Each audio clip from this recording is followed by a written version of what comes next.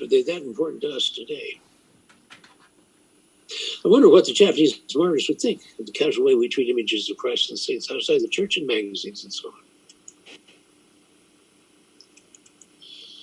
on.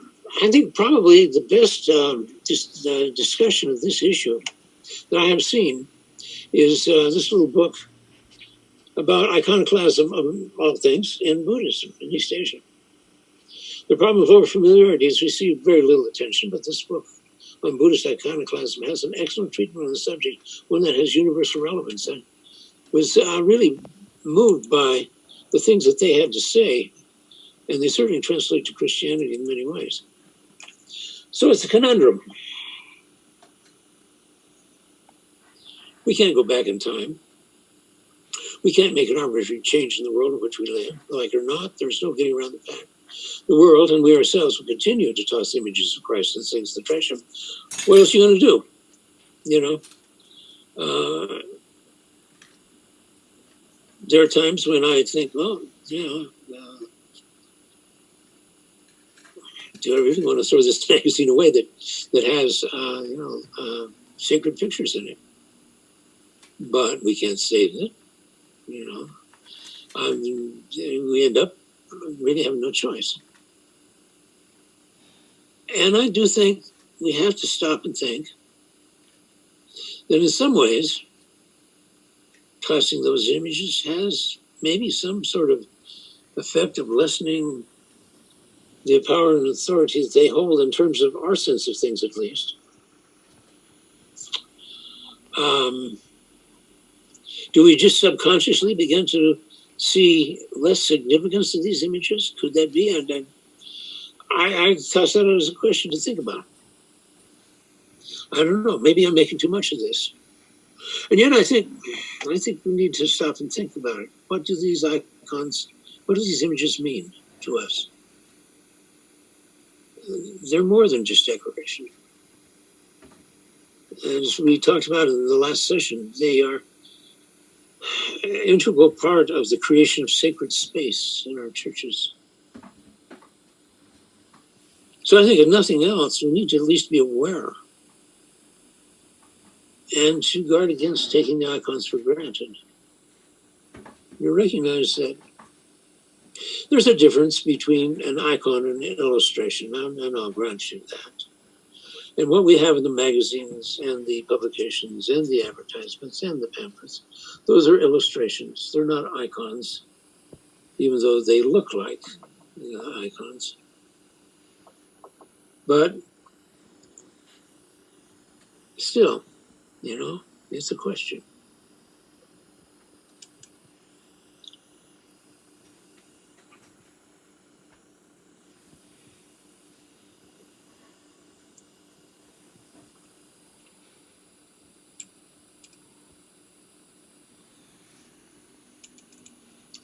So,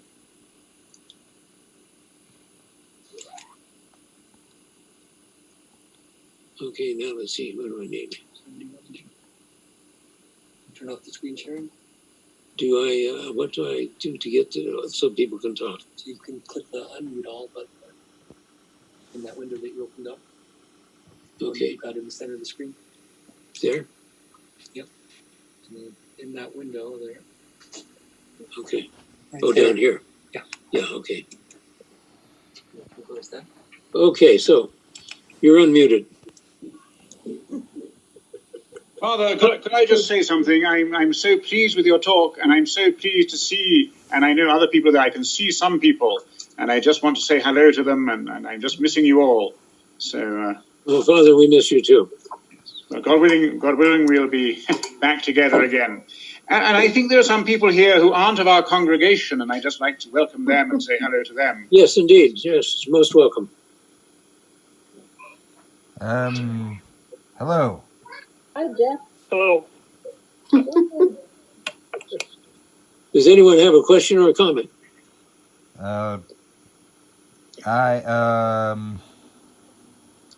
came in late as usual because I couldn't figure this thing out. Are you sure this doesn't record somewhere? I think you could talk. As far as I know, it doesn't. It didn't. We can look at trying to do that. We can look at trying to do that later on, but right now, I'm fortunate to have the Like, being a Luddite myself. I'm fortunate to be able to do is what I can do. yeah, I'm not very familiar with Zoom. I kind of just figured it automatically saved an archive of it somewhere in the cloud, but who knows? Maybe I could call customer service and figure that out. Yeah. Let's see. Could a photograph ever be an icon? Can a photograph be an icon? That's a good question. We have a lot of icons in churches that are photographic reproductions of icons, and they're used as icons themselves.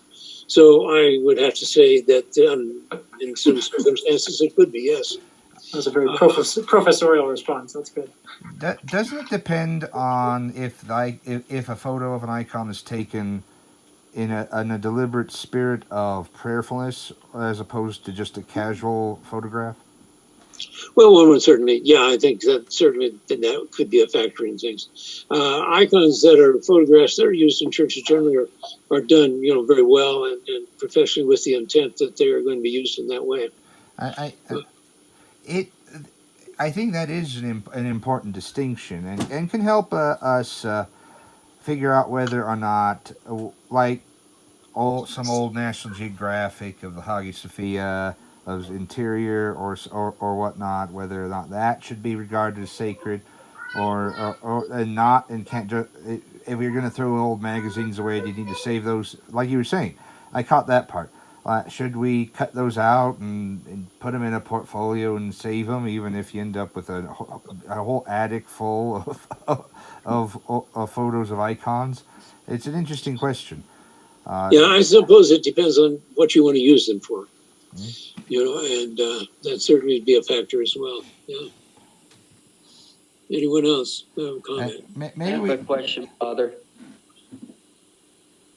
Go ahead. You mentioned all the Protestant denominations. Do you know how many there are? Oh, there are thousands. You start breaking all the breakdowns into small groups and so on. There's a vast number of Protestant various groups, factions. It makes my head hurt thinking about all that. Yeah, one of the characteristics of some of the Protestant groups is the tendency to splinter, and so you get breakaway groups that splinter into other groups, and in the United States particularly, there's a wide range of Protestant denominations. Thank you, Father. Yeah. Anyone else? Well, I think we should probably think twice about buying Christmas napkins with a nativity scene on it from now on, and things like that. Well, one could be discriminating in terms of some of these things. Sure. Or maybe I just remembered just over here we have some postage stamps with the Theotokos and Christ on it. Should we reconsider using those stamps? Well, here's what I do with those at Christmas time when I'm sending out things that are Christmas related. I use those stamps as a way of indicating my own Christian focus. So I think, again, there is a difference between illustrations and icons. Oh, yeah. So, I think in that case, I use those stamps as a means of kind of making a statement for my own faith. And I think that can be at times just as I wear a cross, or oftentimes some way of identifying myself as a Christian.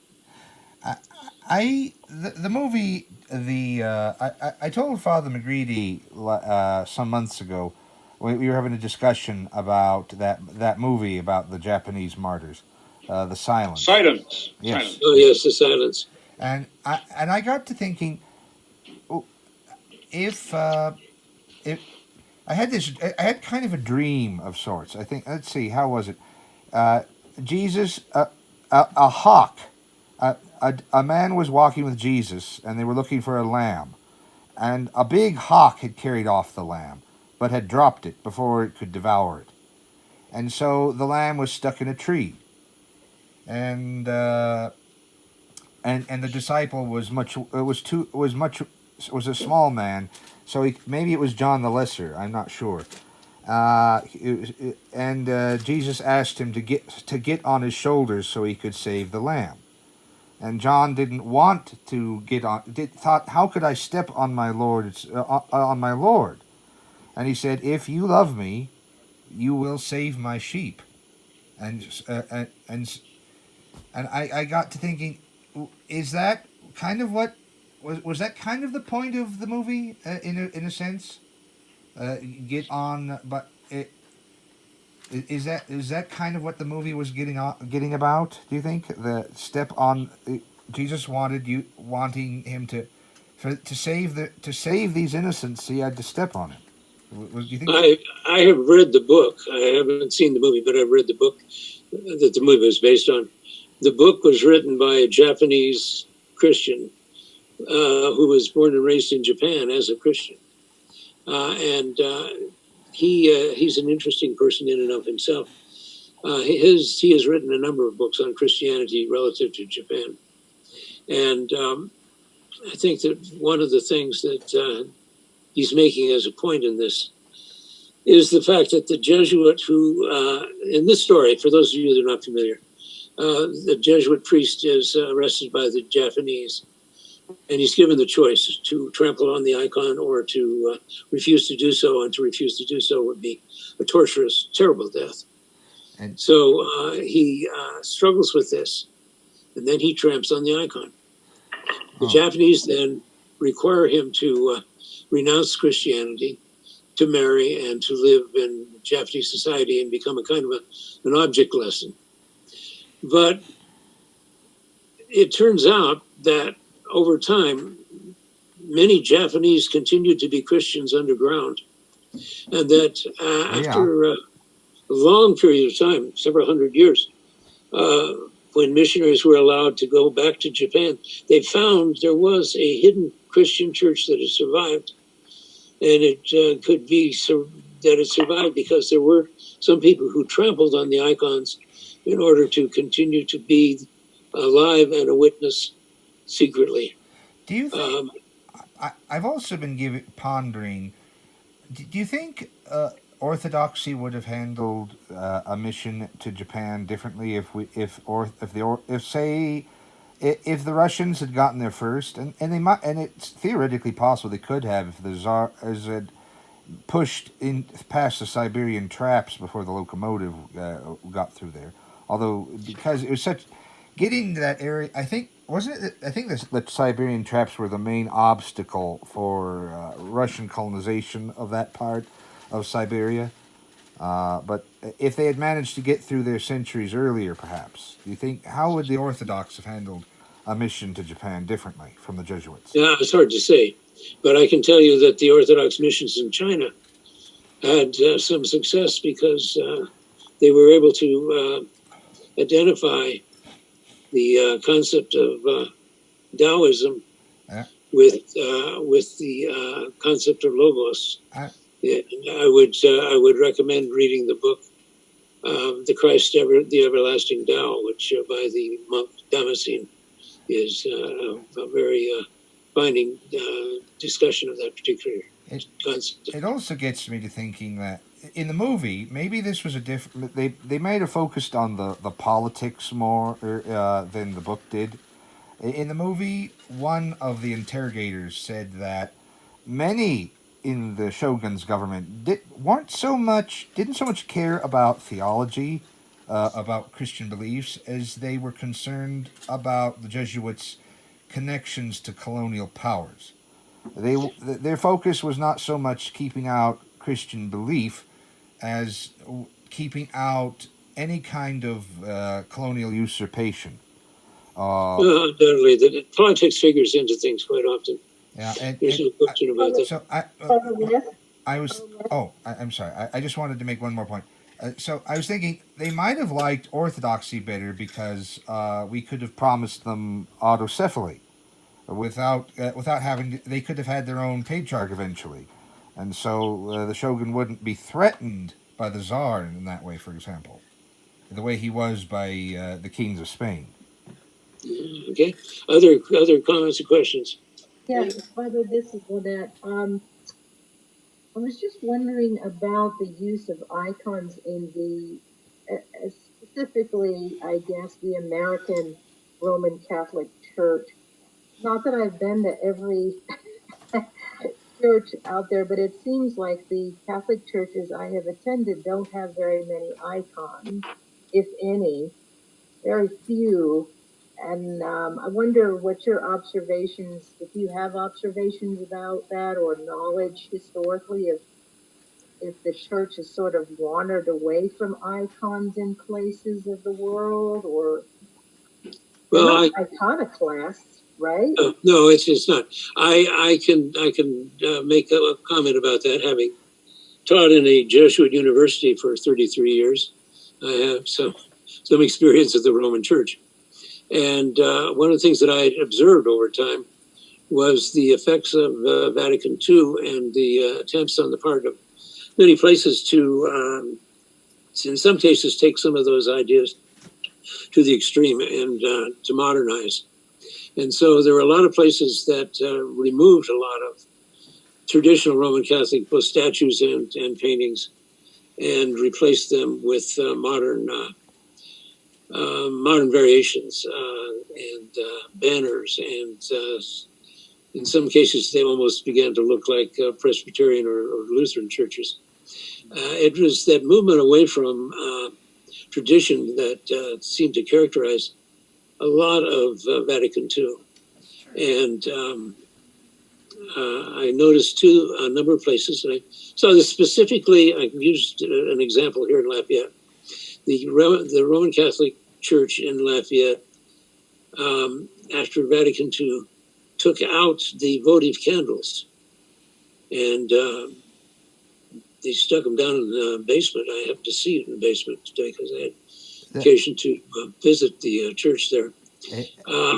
And they did away with the votive candles in front of the whatever statue had been in the narthex previously.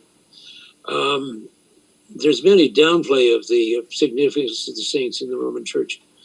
And I think that has reversed itself somewhat. And there may have votive candles again in some places, I don't know. But that one instance I certainly had the experience of seeing. And I think Vatican II had that effect of wanting to modernize and to do away with what I would consider some of the more mystical dimensions of the faith. But then I have a bias on that too, quite frankly. Yeah. My concern. Anybody want to react? Can you hear? I've been. This is Molly. Oh. Hi, Molly. I had a question. Will you turn your volume down? Was the main motivation of the Protestant iconoclasts after Luther, like just a misinterpretation of the Ten Commandments? Is that where they got their ideas from? The theology that emerged out of Calvinism was a theological understanding of the nature of the world and mankind in our relationship with God. And so it really grows out of a theology in which God is absolutely supreme. Human beings have no power in themselves to save themselves or to do anything towards salvation. And the essential nature of the world is that it's evil, it's bad. It really has a very Gnostic dimension to it when you really start to look at it closely. And if you see material things as being essentially bad, worldly things being bad, then you have a very negative view of most everything. I was raised in a Calvinist type of community, and I was taught that things like movies were suspect, although movies weren't quite so bad with my parents, but my grandparents thought movies were evil. They were dens of iniquity and public enjoyment. Of course, alcohol is strictly forbidden. Tobacco, anything. Well, I said if there was anything that was fun, then you had to not do it. Were your grandparents card-carrying members of the Prohibitionist Party? I don't know. I can't tell you that. Oh. But certainly, it's a worldview that's very different from ours. You know, and it grows out of that theology. It's more than just an interpretation of the Old Testament. It really is a theological package that is very different from our understanding of things. Molly, does that? Yeah, that answers my question, and that continues today. Then I guess in the evangelical I have churches, relatives. No images in most evangelical churches. Yeah, I have relatives that really do believe I'm going to go to hell because of I'm one of these people who makes these awful idols. Oh, Father, wow. I think somebody had a question that they wrote down about the influence of Islam on the earlier iconoclasm. Could you say something about that? Well, the emperor who instituted the iconoclastic controversy was came out of the military tradition and had certainly been influenced by both Jewish and Muslim perspectives, and supposedly he felt that, among other things, the icons were a bar to keeping Muslims and Jews from becoming Christians, and that if the icons were done away with, then they would be something that less as a bar between them. That's one of the theories, anyway, in terms of his origins. Certainly, there's a give and take in terms of iconoclasm within Muslim tradition. Strict Muslims, again, like strict fundamentalist Protestants, refuse the idea of any kind of imagery in churches. But there is also a great tradition of Islamic art in some strands of Islam that seems to be the opposite of what you would expect. I've got a copy of an illustration published by in a Muslim. I'm trying to remember if it's the source now. I have to look it up. Anyway, it shows Muhammad and Jesus returning, because the tradition is that Muhammad will return, Jesus will come with him as his assistant, so to speak, and it shows the two of them returning on horses at the end of the world. So I really don't like when you get past the poetic jargon in the Quran. The underlying suggestions of how Muhammad claimed Jesus got out of the crucifixion is really quite disturbing. How can you rationalize that as anything other than betraying an innocent man? I really don't like it. Yeah. Just one last word, because we're about to run out of time. I think there's pretty obvious, pretty clear evidence from a close reading of the Quran that it started as a Christian heresy. Yeah. And the references to Jesus that are in the Quran are straight, almost word for word, out of some of the Gnostic sources that were prevalent at that particular time. But anyway, let me say that I appreciate everybody's attendance, and I thank you for having been a part of this. Thank you. Thank you. Father David, could I just ask, Father, since we don't get much chance to pray together, if we could just say the Our Father together, that would be quite nice, I think. Oh, yes. Do that. I think that would be great. Let us pray. Our Father, who art in heaven, hallowed be thy name. Thy kingdom come, thy will be done, on earth as it is in heaven. Give us this day our daily bread, and forgive us our trespasses, as we forgive those who trespass against us. And lead us not into temptation, but deliver us from evil. Amen. Thank you. Thank you. Thank you, Father. And, Thank you, Father. Thank you. Thank you, Take care, Father. bye. All right. Thank you, Father. Thank you, Father Les. Bye. You're welcome. All right. And Okay. All right. next week. Okay. See you next week. All right. Bye. Bye-bye. Bye-bye. Bless. Bye-bye. All right. See you later. Bye. Bye. Okay.